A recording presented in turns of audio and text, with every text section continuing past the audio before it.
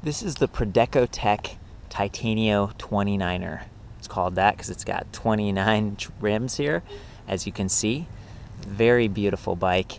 It's super lightweight, in part because it's got a titanium frame, but also because it uses a really small friction drive, sort of a geared front hub motor, and this beautiful water bottle based battery pack that matches perfectly, I should say. So it's like 31.8 pounds. A really amazing bike. Lots of fun to ride, very quiet, only offers pedal assist. So in a lot of ways, this is kind of the opposite of where ProdecoTech started. A lot of their bikes have big heavy battery in the back, big heavy motor in the back. This thing has a small, efficient, lightweight battery on the down tube, right where it should be. The battery is, center and low, and a front motor right there. So again, 250 watt friction drive, which to me, it's almost like there's a disc that spins up to speed and then it engages, almost like a clutch. So it's a really smooth acceleration you experience. And this one has speed sensors, so it activates after you've started pedaling, but you definitely notice it. It gives you a lot of assistance, and in a really quiet, aesthetically pleasing way. I mean, it's easy to forget that this is an electric bike at all, and if you were riding it around town, I think people would, it's like, oh really, that's cool. So I've been impressed, and yeah, it's a little bit more expensive, but you're getting super high-end components. So let me just jump into that. We've got a single speed on the front crank right there where the true Vative cranks are. That ring is single speed.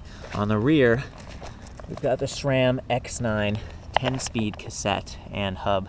So great high-quality stuff. And SRAM is also a part of Avid. They've got these Avid XO hydraulic disc brakes and a RockShox with remote lockout there. So this is something you could take off-road. It's gonna perform in a way that is smooth. Again, a front hub design, most of your weight may be in the back. I haven't had the opportunity to take it off-road, but you're definitely still going to experience the assistance, and that lightweight is going to be very appealing for climbing up hills. So here's the Avid front rotor.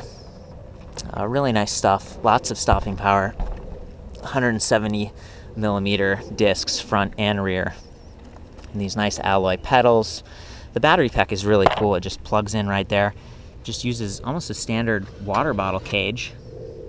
The pack itself is 33 volts, 9.3 amp hours, so you're still getting quite a bit of capacity out of this. And again, just the positioning of it is what I really want to call out here. The way the bike operates is basically with this little dial thing. I don't know what you'd call it. It's just very slim button console, and it is sort of backlit. I know it's bright. I'm not sure if you can see that, but it says 4. There are 5 levels of assist, and there's a plus and a minus to navigate through those. So that's going to give you more or less power, draining the battery pack accordingly. And then they've just got this almost aftermarket LCD console to tell you how fast, how far you're going, that kind of stuff. Typical bike computer stats. So you're going to be able to, grip the handle securely. There's no twist throttle getting in your way, and there's no twist shifter either.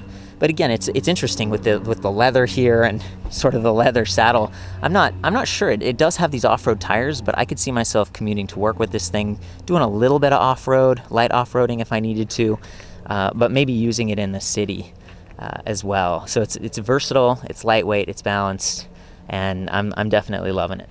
So I'm going to go ahead and hop on and show you how the drive system works. I'm in mode 3. There's the motor. I'm pedaling. There it is. You can hear it.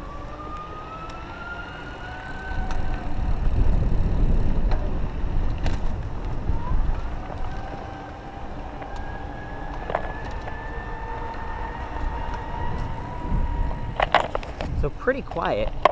You do hear that high-pitched whining noise a little bit, and there's definitely delay.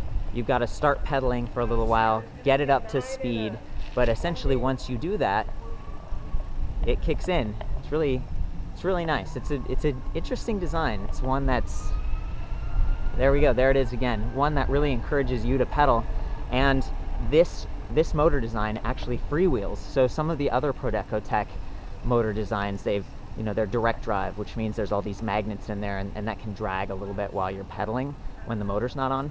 This doesn't do that.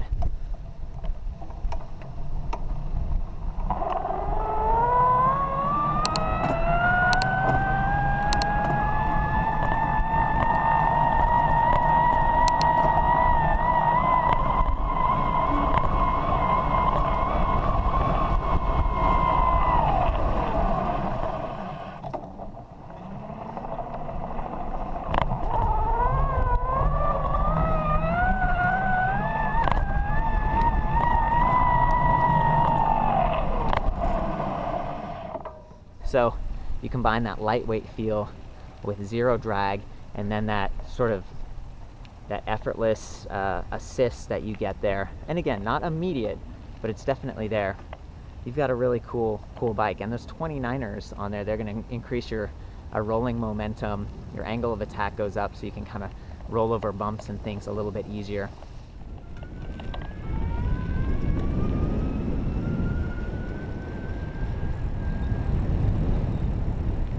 This is Linda from ElectricBikeShopOnline.com in Florida, and she's on the Titanio 29. What do you think? Pretty awesome. Pretty awesome, she says.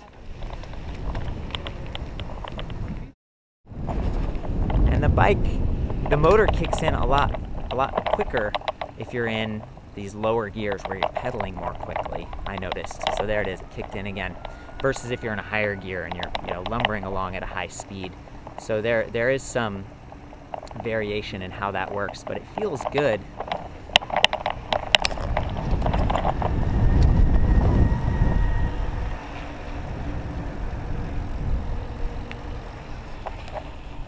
Very cool.